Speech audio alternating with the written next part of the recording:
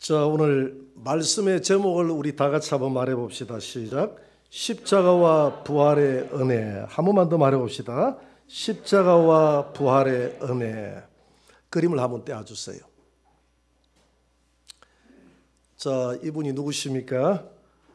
미국 셰들백 교회 릭 워렌이라는 유명한 목사님이시죠. 이 목사님은 자신이 운영하는 웹사이트에 이런 내용의 글을 올렸습니다. 기독교를 다른 종교와 구별되게 하는 것은 무엇인가? 이 글에서 워렌 목사는 만약에 여러분들이 50명의 사람들에게 이런 질문을 해보라. 어떻게 하면 천국 갈 수 있느냐고 이렇게 물어보라. 그러면 다양한 답을 얻을 수 있겠지만 그 내용의 대답의 주제는 동일할 것이다. 그게 뭐냐면 내가 무엇인가 선한 일을 해야 천국 간다라는 그 주제는 동일하다는 것입니다. 선한 일을 해야 내가 좋은 곳에 간다. 이렇게 공통적으로 답변을 하게 될 것이다. 이렇게 이 목사님은 그의 글에서 이야기를 했습니다. 그래서 이 타 종교는 구원을 얻기 위해서 뭔가 그 구원에 상응하는 대가를 신에게 지불해야 내가 구원을 받는다고 생각하는 것입니다. 예를 들어서 내가 구원을 위해서 어떤 분들은 여러 가지 뜻으로 기부를 하기도 합니다만은 노년에 주로 기부를 많이 하죠. 내가 이 정도 기부를 했으니 돈으로 이 정도 많은 돈을 기부를 했으니 내 전 재산을 기부했으니 나는 아마 천국 갈 거야 이렇게 생각한다는 것이죠. 그리고 사람들은 자신의 든든한 내세를 위해서 고아원에 가서 봉사하고 양로원에 가서 봉사하고 또 어떤 분들은 저 외국에 나가서 가난한 국가에 우물을 파주기도 하고 헌신하고 봉사하고 돌아오기도 합니다.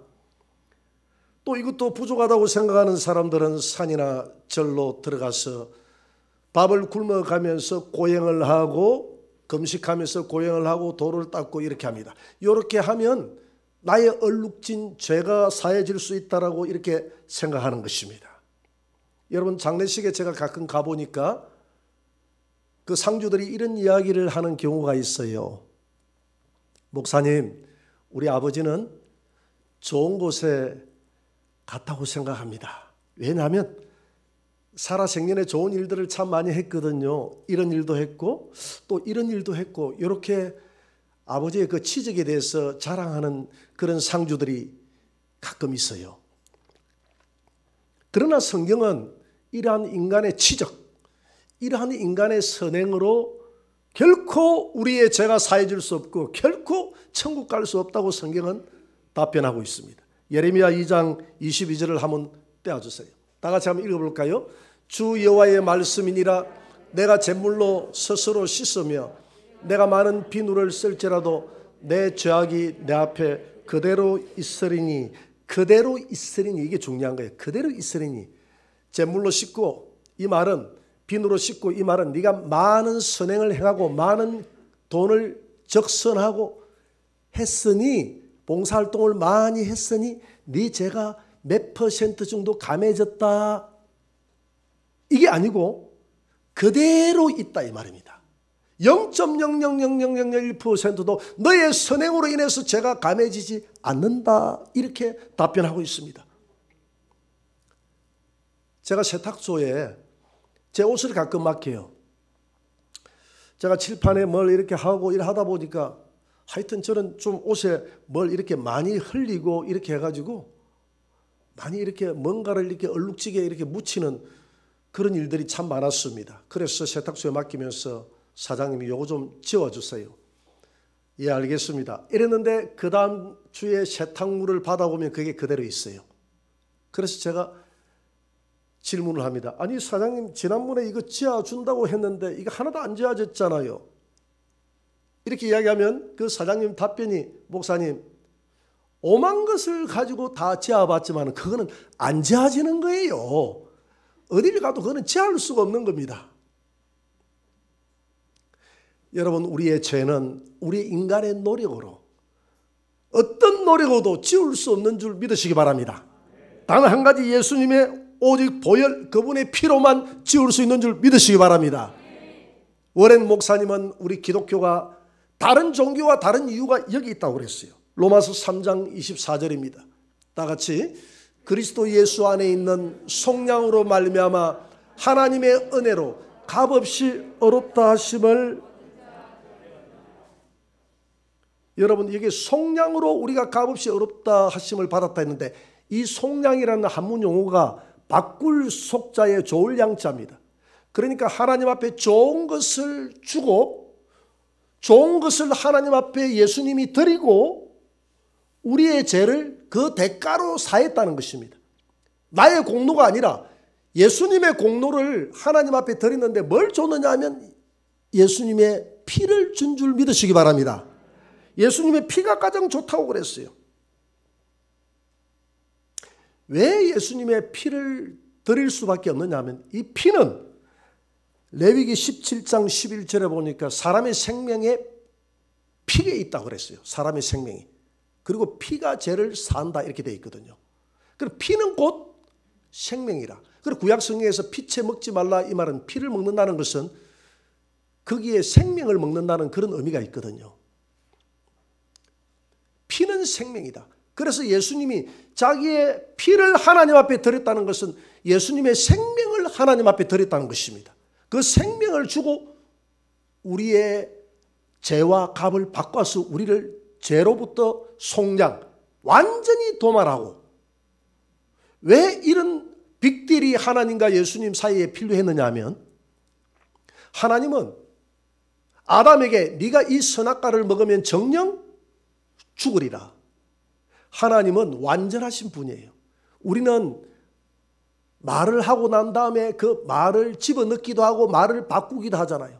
여러분 정치하시는 분들 정치 공약을 걸어다 놓고 다 시행합니까? 못하잖아요. 환경에 따라서 또 내가 공약을 실천하고 싶어도 환경이 안 될 때가 그 공약을 거두어드리고 해요. 그러나 우리 하나님은 완전하신 분이시기 때문에 절대 하나님의 입에서 나오는 그 말을 집어넣을 수도 없고 변개시킬 수도 없어요.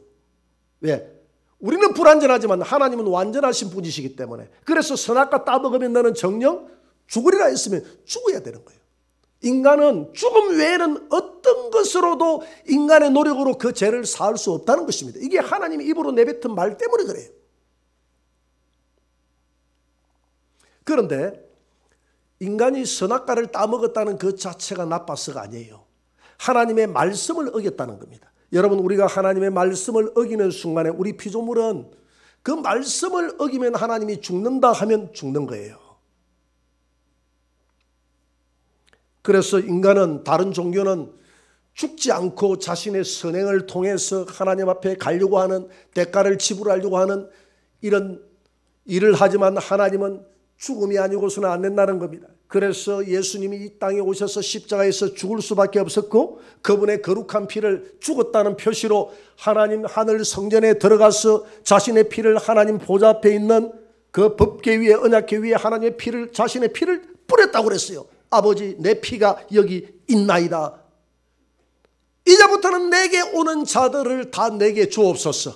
저들을 죄 없다 하시옵소서. 그래서 우리가 예수를 믿는 순간에 예수님의 의가 우리에게 전가되어져서 속량, 그분이 좋은 것을 주고 핏값을 주고 우리를 샀기 때문에 하나님의 은혜로, 이것이 은혜 아닙니까? 값없이 대가를 지불한 것이 아니라, 내 재산을 기부해서 내 죄가 사해지는 것이 아니라, 고아원에 가서 엄청난 일을 해서, 산에 가서 수양을 해서 금식을 해서 내 죄가 사해지는 것이 아니라, 이 사실을 받아들이고 예수 그리스도의 은혜를 내게 받아들이면 우리의 죄가 사해주는 줄 믿으시기 바랍니다. 이것이 하나님의 은혜인 줄 믿습니다.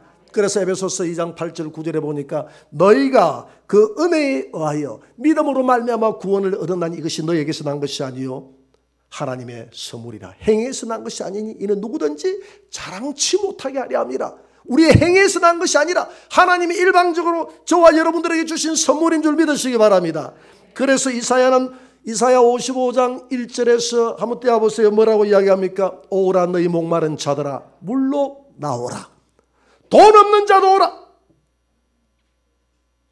너희는 와서 사 먹되 돈 없이 값없이 와서 포도주와 젖을 사라. 여러분, 이 포도주는 예수님의 보혈을 상징하는 줄 믿으시기 바랍니다. 젖은 하나님의 말씀이에요.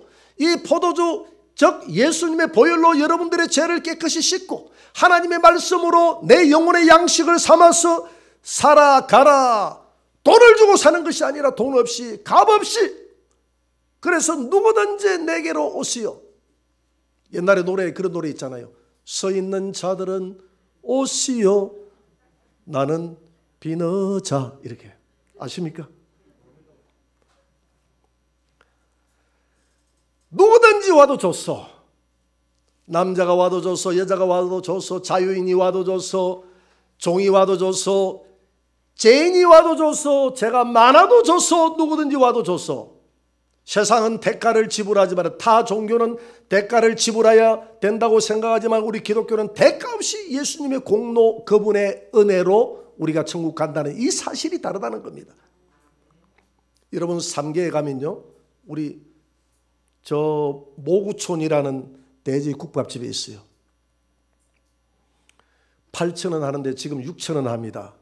세일합니다. 돼지국밥 좋아하시는 분들은, 좀 저렴하게 드시고 싶은 분들은 거기 가면 돼요. 거기에서 창립 기념으로 한 달간 2,000원 세일하더라고. 사람이 희한하대요. 2,000원 딱 세일하니까 자리가 박차박차해요. 이 코로나 와중에도 얼마나 사람들이 많은지 그 2,000원 세일해 주는데. 그리고 돼지국밥 먹고 난 다음에 뭐 그렇게 뭐 건강해지는 것 같지도 않는데. 여러분, 우리 예수님은, 우리 하나님은 2,000원 세일이 아니라 몽땅 세일. 할렐루야. 몽땅 다 감해준다 이 말입니다. 돼지국밥 2,000원 주는 것이 아니라 영원한 생명을 주겠다는 거예요. 영원한 생명을 돈 하나 안 받고 누구든지 와서 값없이 사 먹으라 하는데도 안 사 먹는다는 겁니다. 우리 하늘영광교회에서 값없이 사 먹으라고 제가 이렇게 주일마다 외쳐도 사람들이 오는 사람이 없어요. 장사가 안 돼. 내가 가만히 장사가 안 되는 이유를 알았어. 홍보를 여러분들이 안 해서 그래요. 여러분들이 가가지고 값없이, 우리 교회는 하늘영광교회 식당은 값없이 돈 없어도 누구든지 와서 영생을 얻어먹을 수 있습니다. 할렐루야. 여러분들이 선전해 주시기 바랍니다. 이게 복음 전파예요. 그러면 우리가 값없이 십자가에서 제가 사해졌다는 그 사실을 세상 사람들이 증거를 내놔라, 증거를 내놔라. 제가 사해졌다는, 예수님이 십자가가 우리의 죄를 사했다는 그 증거가 뭐냐라고 물어보면 로마서 4장 25절에서 이 워렌 목사는 이 구절을 들었습니다. 한번 읽어봅니다. 예수는 우리가 범죄한 것 때문에 내줌이 되고 또한 우리를 의롭다 하시기 위하여 살아나셨느니라. 할렐루야. 그분이 살아났다는 것, 우리가 의롭다 하시기 위해서 살아났다는 것, 우리의 범죄 때문에 십자가에 죽었다는 것. 그러니까 당시에 십자가형이 예수님만 십자가에 돌아가신 게 아니에요. 예수님은 반란죄로 죽은 겁니다. 로마의 입장에서는 내가 왕이다 했기 때문에 반란죄로 죽은 것이요, 유대인의 입장에서는 신성모독죄로 예수님을 죽였습니다. 그러면 어쨌든 로마나 이스라엘 입장에서는 예수님은 죄인이에요. 죽어야 될 죄인입니다. 예수님이 십자가에 달려 돌아가실 때 예수님 옆에도 죄인들이 죽었어요. 동일한 죄인이에요. 어쩌면 더 큰 죄인일지 몰라서 가장 중심에, 죄인 중에 죄인일지 몰라서 그 중앙에 예수님을 십자가에 못 박아 죽였습니다. 그 전에도 십자가형이 많이 죽어갔어요. 이 십자가형은 로마의 처형 방법입니다. 많은 사람들이 십자가형으로 죽어갔다 이 말입니다. 만약에 예수님이 살아나지 못했다라고 하면 예수님은 영원한 죄인으로 그분은 인생을 마감했다 이 말입니다. 무슨 말인지 알겠습니까? 그러나 예수님이 부활하여 살아남으로써 예수님의 십자가 죽음은 죄인의 죽음이 아니라 죄인된 우리의 죽음이었음이 증거되었다 이 말입니다. 내가 살아나는 그날, 내가 3일 만에 살아나는 그날 내가 했던 모든 말들이 참말임을 너희들이 알게 될 것이다 라고 했는데, 만약에 예수님이 살아나지 못했더라면 예수님의 말은 전부 거짓말이었고, 예수님은 그 거짓말 가지고도 죽을 수밖에 없는 죄인이었다 이 말입니다. 옆에 달려있는 십자가와 하등에 다를 것이 없는 십자가였어요. 그러나 예수님이 3일 만에 살아남으로 인해서 그분이 우리 죄 때문에 죽으셨다는 것이 증거되어졌고, 우리가 의롭게 되어졌다는 것이 예수님의 부활로 인해서 증거된 줄 믿으시기 바랍니다. 충분한 증거가 되었다 이 말이에요. 그래서 초대교회 성도들은 어떻게 외쳤습니까? 우리 예수님이 살아나셨습니다. 그분이 살아나셨습니다. 그분이 살아나셨습니다라고 외쳤어요. 이 말은 무슨 말입니까? 살아났다는 이 내면에는 우리의 죄가 사함받았습니다. 우리의 죄가 사함받았습니다. 우리의 죄가 사함받았습니다라는 말이 포함되어 있는 줄 믿습니다. 제가 대학교 다닐 때에 부산의 구덕체육관에 그 CCC에서 금식기도회가 있었습니다. 그래서 금식기도하면서 교육도 받고 하는 그런 시간들을 가졌는데요. 마지막 날 저녁에 이제 다 수련회를 마치고 학생들이 335로 때를 져서 나오는데, 그 체육관 한쪽 바깥 구석에서 어두운 데서 누군가가 청년 하나가, 남자 청년 하나가 열정적으로 기도를 하고 있었어요. 쫙 하면서 기도를 하고 있더니 갑자기 이 청년이 일어나더니, 와, 내 죄 사함 받았다. 와, 내 죄 사함 받았다. 하나님 감사합니다. 와, 내 죄 사함 받았다 하면서 춤을 추면서 벌쩍 뛰면서 막 이렇게 막 다니는 거예요. 그래서 우리는 그 모습이 너무 우습기도 한데, 아무도 그 모습을 보고 저놈 미쳤네, 왜 저래, 이렇게 이야기하는 청년들이 하나도 없더라. 왜? 다 크리스찬이기 때문에, 그 죄 때문에 억눌려서 내가 전 이 죄를 살 길이 없어서 얼마나 이 청년이 괴로워하고 고통스러워하고 좌절했던 그 순간이, 이 청년이 예수님을 만나는 순간에 내 죄가 사해졌다는 확신을 가지는 순간, 그렇게 기쁠 수가 없어서 벌쩍 뛰면서 내 죄 사함 받았다고 외쳤던 것입니다. 여러분 그렇게 해본 적이 있습니까? 그렇게 해야 돼요. 할렐루야.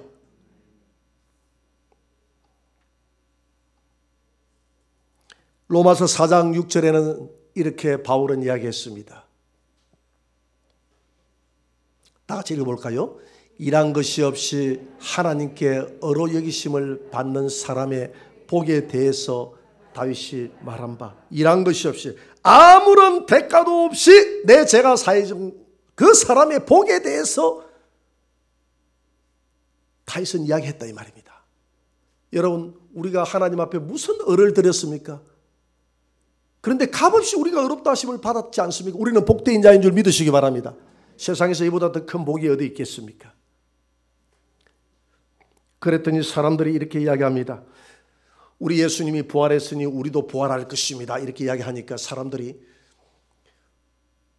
부활을 인정하지 않습니다. 사람들이 부활을 조롱하는 일들이 초대교회에 많았어요. 그랬더니 바울이 고린도전서 15장 36절에서 그 부활을 이렇게 말합니다. 35절 한번 보세요. 누가 묻기를 죽은 자들이 어떻게 다시 살아나며, 누가 이렇게 묻는다 이 말이에요. 죽은 자들이 어떻게 살아나냐, 말도 안 돼. 어떤 몸으로 오느냐 하리니, 36절에 보니까 어리석은 자여, 내가 뿌리는 씨가 죽지 않으면 살아나지 못하겠고, 여러분 모든 만물들은 씨가 죽어야 살아나는 줄 믿으시기 바랍니다. 우리도 자연의 일부요, 우리도 만물의 일부 아닙니까? 인간도 자연이기 때문에 자연에서 죽어야 우리도 살아나는 줄 믿으시기 바랍니다. 그래서 바울은 이 자연의 법칙을 들어서 모든 만물들을 보라, 가을이 되고 겨울이 되면 만물이 다 죽은 것 같지만 봄이 되니까 다 살아나지 않느냐. 내가 어제 오면서 그래서 야, 이제 완전한 봄이 왔다. 이제는 싹이 나지 않는 게 없네. 저기 은행잎이 보니까 은행잎이 맨 마지막 피더라고요. 은행잎조차도 다 피었네. 만물이 다 살아났네. 짠디도 다 살아났네. 꽃들도 다 살아났네. 모든 것이 봄이 되니까 다 살아나듯이 여러분 죽었던 영혼들이 우리 주님 오시는 그날에 다 예수님과 함께 부활하여 살아나는 줄 믿으시기 바랍니다. 그래서 우리 기독교는 무덤이 없는 부활의 종교임을 믿으시기 바랍니다.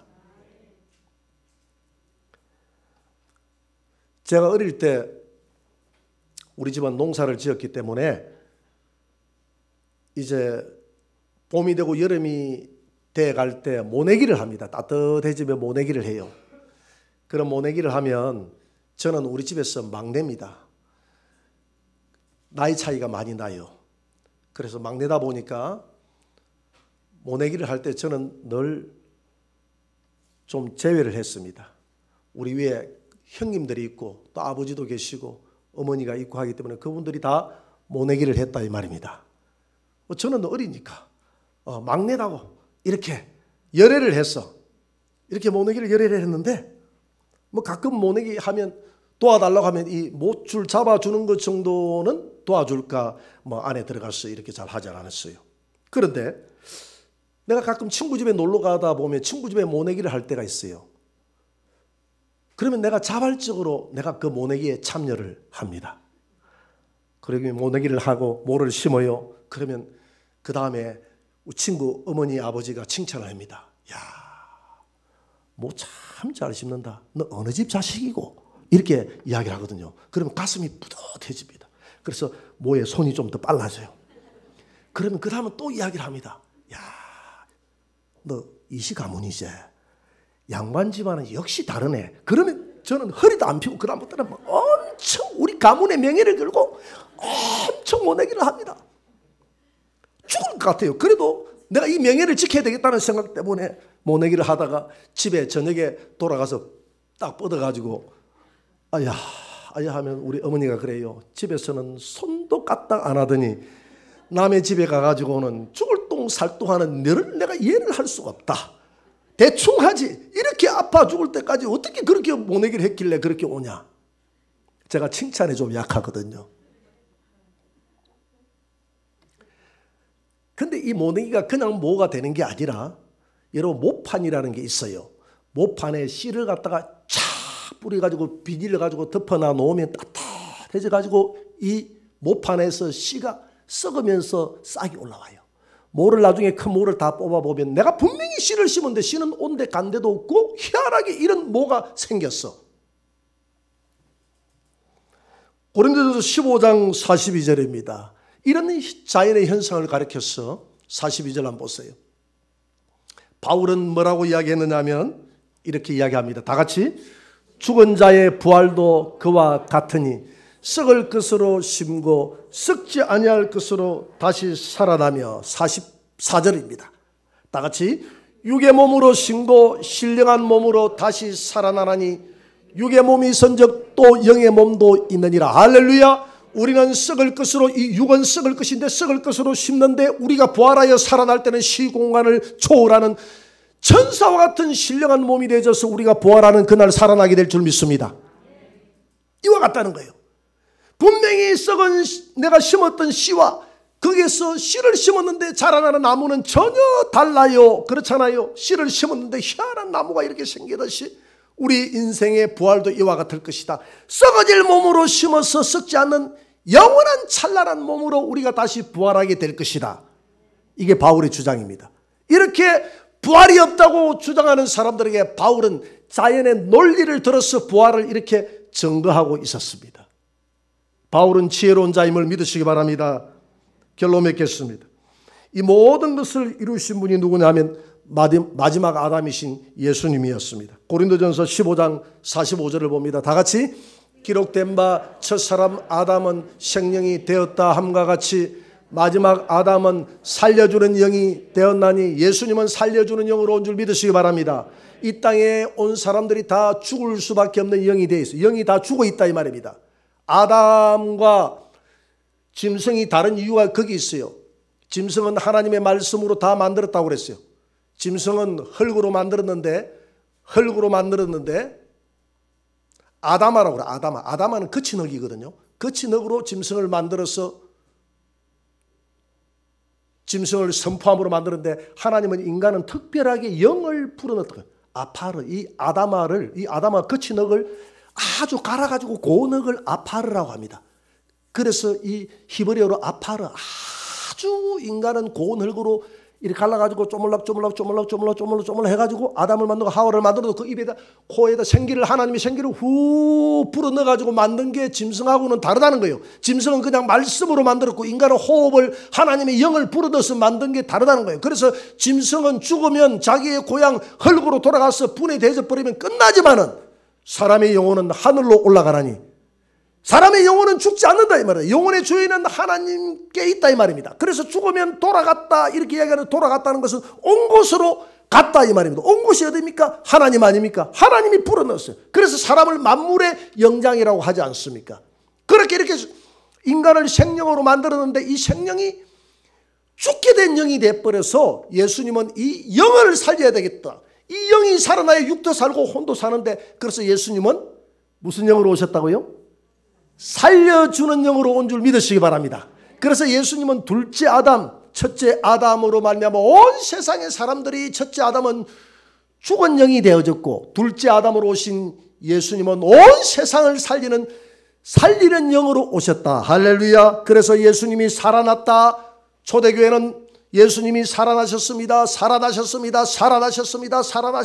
이 말은 죄로 인해서 죽었던 우리가 다시 하나님 앞에 의롭게 되어져서 본래의 모습으로 회복되었습니다. 누구든지 예수님 앞으로 와서 이 영생의 포도주를 마셔서 먹고 제사함 받고 저절 사서 하나님 말씀을 사서 영원히 여러분들이 살아갈 수 있도록 하세요라고 이렇게 전했다는 겁니다. 여러분 오늘 십자가와 이 부활은 복음입니다. 복음이 뭐냐? 복음은 십자가와 부활이에요. 십자가에서 내 죄가 사해지고 그분의 부활로 말미암아서 내가 모든 죄가 사해져서 하나님 앞에 의롭게 되었음을 믿으시기 바랍니다. 그래서 예수님은 우리를 살려주셨는데 영원한 죽음에서 우리를 살려주셨고 지옥의 심판에서 우리를 살려주셨고 그래서 우리 인간이 가지고 있는 예수님이 너희에게 평강이 있을지어다라고 부활 후에 말했는데 예수님이 말씀하시는 그 평강은 세상이 주는 것 같은 그런 평강이 아니라 세상이 주는 평강은 환경에서 오는 순간적인 평강이지만은 예수님이 주시는 이 평강은 우리 영혼이 죄와 죽음과 영원한 지옥의 심판에서 해방됐다는 근원적인 평화인 줄 믿으시기 바랍니다. 우리 그리스도인들은 이 근원적인 평화가 있다 이 말이에요. 이 근원적인 평화가 없이 세상이 누리는 평화는 가짜 평화이다. 잠시 오지만은 환경이 바뀌면 또 사라지는 평강이지만은 저와 여러분들이 누리는 평강은 영원한 평강인 줄 믿습니다. 그래서 예수님은 살아나셨어요. 부활했습니다.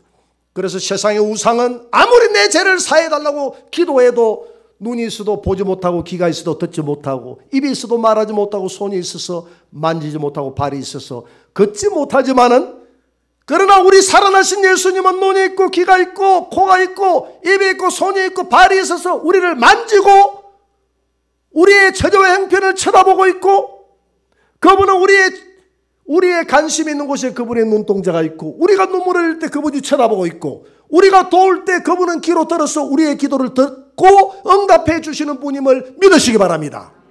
이 부활의 주님이 이 부활절 한 날로서 끝나서는 안 돼요. 영원히 이 부활의 주님이 우리와 함께한다. 세상 끝날까지 내가 함께한다. 너희들은 아무것도 염려하지 말고 영원히 나와 함께 손을 잡고 이 복음의 증인이 되라. 할렐루야. 이 복음의 증인이 돼서 우리 예수님이 살아났다는 이 부활의 복음, 이 복음이 여러분들의 입술을 통해서 여러분들의 친척에게, 여러분들에게 가족에게, 여러분들에게 이웃에게 전거되는 은혜가 있기를 주의 이름으로 축원합니다.